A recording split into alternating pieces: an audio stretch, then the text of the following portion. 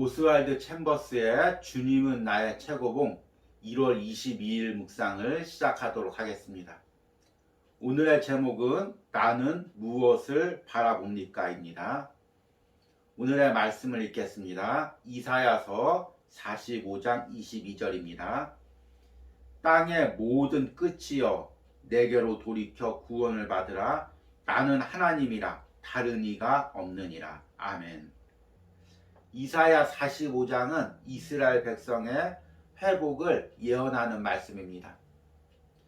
하나님을 떠나 바벨론을 비롯해 여러 나라로 포로로 끌려간 이스라엘 백성들이 그곳에서 다시금 하나님께 돌아올 것을 예언하고 있는 말씀입니다.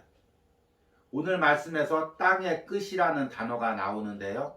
이것은 특별한 지명을 의미하는 것이 아니라 하나님을 떠나 있는 장소를 의미합니다.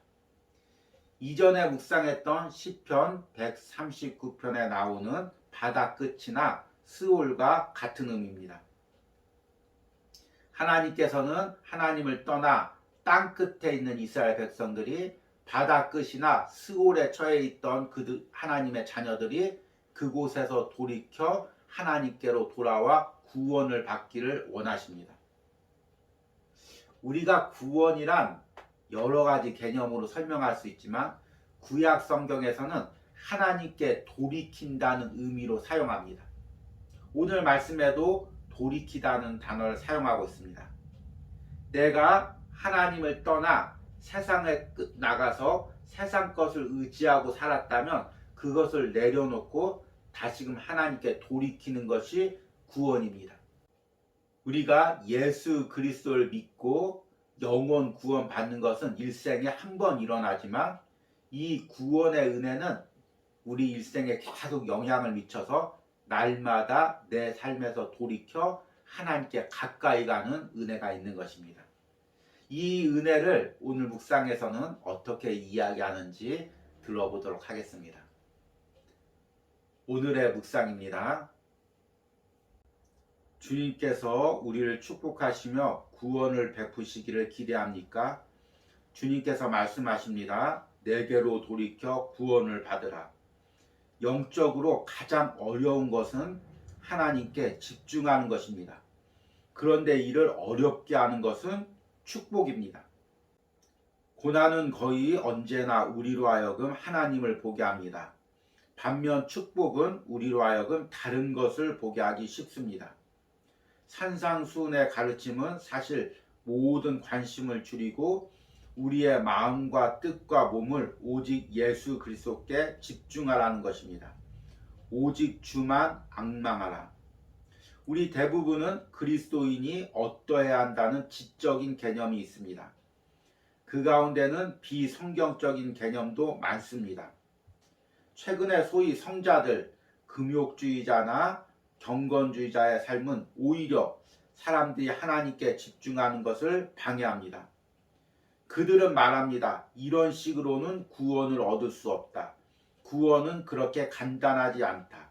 그러나 주님은 말씀하십니다. 내게로 돌이켜 구원을 받으라. 우리가 추구하는 것은 우리가 오직 주만 앙망할 때 얻게 될 것입니다. 하나님에 대한 잘못된 편견 및 지적 개념을 가진 사람들은 주께서 내게로 돌이켜 구원을 받으라고 하신 말씀을 듣고 못마땅히 합니다. 그러나 우리가 하나님을 앙망할 때만이 우리 마음을 짓누르는 어려움과 고난들 그리고 내일에 대한 염려들이 다 사라집니다. 자리에서 일어나 하나님을 바라보십시오. 주님께 소망을 두십시오.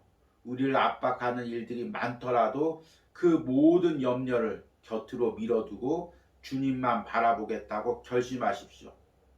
나를 앙망하라. 주님을 바라보는 순간 당신이 어떤 상황 가운데 있더라도 구원이 있습니다. 아멘. 저는 목회자이지만 신앙적으로 참으로 존경하는 성도들이 많이 있습니다. 그 중에 한 부류가 축복을 받고도 특히 물질적인 축복을 받고도 변함없이 낮은 자리에서 물질로 하나님을 섬기는 것입니다. 제가 이런 마음이 드는 것은 대부분의 사람이 물질의 축복을 받게 되면 금세 태도가 바뀌고 말투가 바뀌고 받은 축복으로 세상 것을 즐기는데 사용하기 때문입니다. 이것은 청년들의 경우도 마찬가지입니다. 오랜 기간 청년의 진학과 취업을 위해서 함께 기도합니다. 그러면 그가 하나님의 축복 가운데 좋은 학교를 진학하고 때로는 좋은 직장에 취직합니다. 그런데 그 후에 오히려 공부가 바쁘고 세상 일이 바쁘다며 하나님과 멀어지는 경우들을 많이 보게 됩니다. 그래서 항상 청년들에게 이런 이야기를 했던 것이 기억이 납니다. 하나님의 축복은 내가 그 축복을 받을 그릇이 되어질 때 부어지는 것이다. 그만큼 축복을 받고 신앙이 변하지 않기가 어렵다는 것입니다. 오늘 묵상에서는 이 부분을 이렇게 이야기합니다. 내게로 돌이켜 구원을 받으라. 영적으로 가장 어려운 것은 하나님께 집중하는 것입니다. 그런데 이를 어렵게 하는 것은 축복입니다. 고난은 거의 언제나 우리로 하여금 하나님을 보게 합니다. 반면 축복은 우리로 하여금 다른 것을 보게 하기 쉽습니다. 얼마나 이게 맞는 말입니까? 고난당할 때는 하나님만 바라봅니다. 그런데 하나님이 축복을 주셔서 내게 물질이 생기고 주변에 사람들이 모여들면 그것들을 바라보느라고 하나님께 집중하는 것에 방해를 받게 됩니다. 이것은 단순히 물질이나 사람의 축복뿐만 아닙니다. 신앙에서도 때로는 하나님께 집중하는 데 방해되는 신앙의 가르침이나 활동들이 있습니다.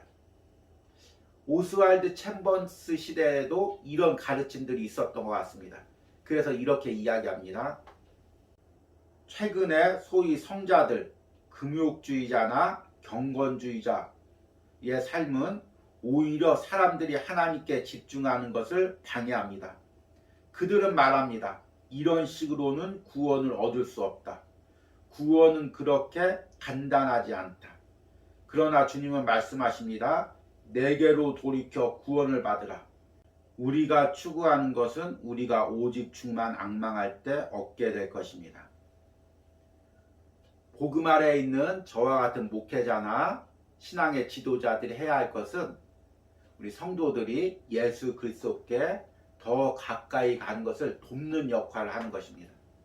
그래서 바울은 자기를 성도들이 정결한 신부로 남편인 그리스도께 다가갈 수 있도록 중매쟁이 역할을 한다고 이야기하고 있습니다.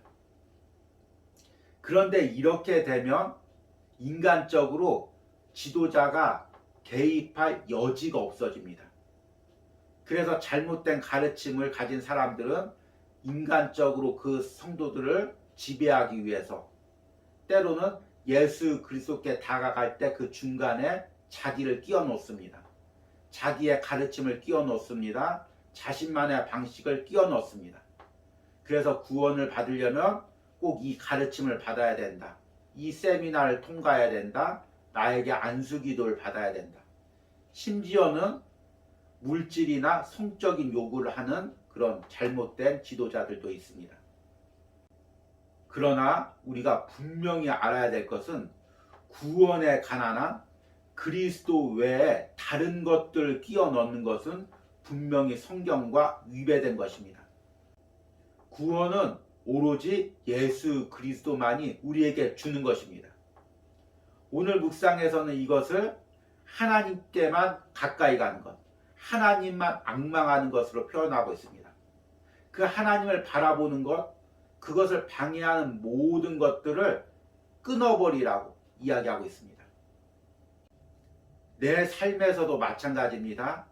내가 지금 하나님을 바라보는데 방해되는 것들이 무엇이 있습니까? 여러분은 무엇 때문에 하나님께 가까이 가지 못합니까? 바쁜 일들, 복잡한 인간관계, 아니면 이것저것 배우는 것들, 아니면 마음적인 부담감들, 정신적으로 눌려있는 것들, 이런 모든 것들을 여러분들 가감히 결단하고 오늘 다시금 걸음을 돌이켜 하나님께 가까이 가기로 결단하시기 바랍니다. 오늘의 적용 질문입니다. 내가 지금 하나님께로 돌이키는데 방해되는 것이 무엇이 있습니까?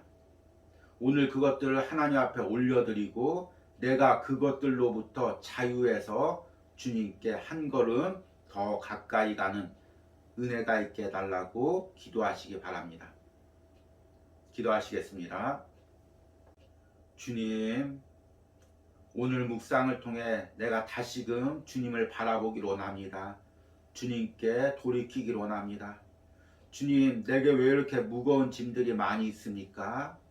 세상에서 해야 될 일들, 마음 쓰이는 일들, 복잡한 인간관계, 아버지 이런 모든 것들을 다 이제 내려놓고 주님께만 집중하기로 원합니다. 주님께 더 가까이 가기로 원합니다. 오늘도 성령님께서 내 마음을 주장하여 주시고 주님께 더 가까이 가고자 하는 열망을 부어주시기를 원합니다. 예수님의 이름으로 기도했습니다. 아멘.